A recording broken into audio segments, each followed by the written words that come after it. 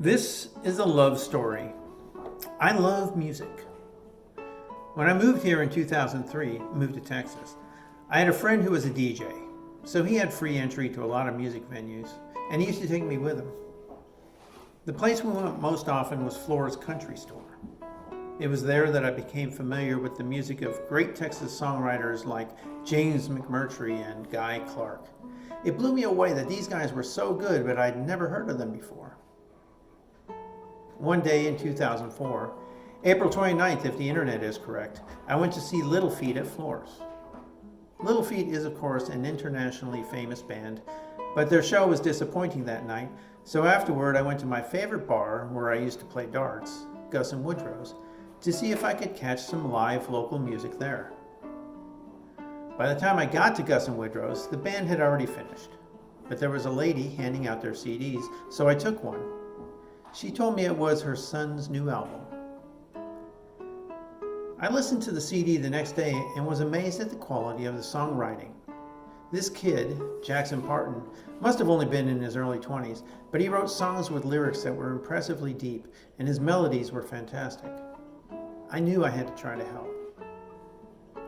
I was a web designer at the time, so I contacted Jackson and told him I'd like to build him a website at no cost.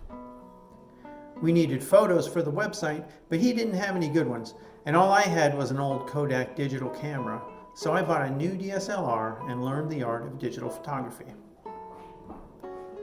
I love making films, so it wasn't long before I decided I wanted to get into video.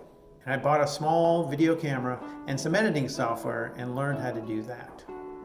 Eventually, I was doing photography and videography for quite a few great local songwriters and bands. It was fun to learn and do, and that led to my becoming a filmmaker. Jason Trevino and I created Hot Like the Desert Productions and made a few short films. I loved it, but we needed to expand our pool of actors, so on a whim, I took an improv class to meet some.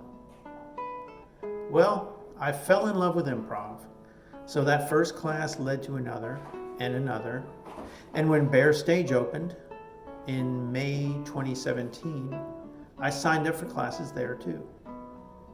And it was in that level 1 class at Bear Stage that my life changed forever, because while I didn't know it at the time, I met the love of my life. So live music has had a huge influence on me, because without it, and without the chain of events it started, I never would have met my partner, and I'm forever grateful for that.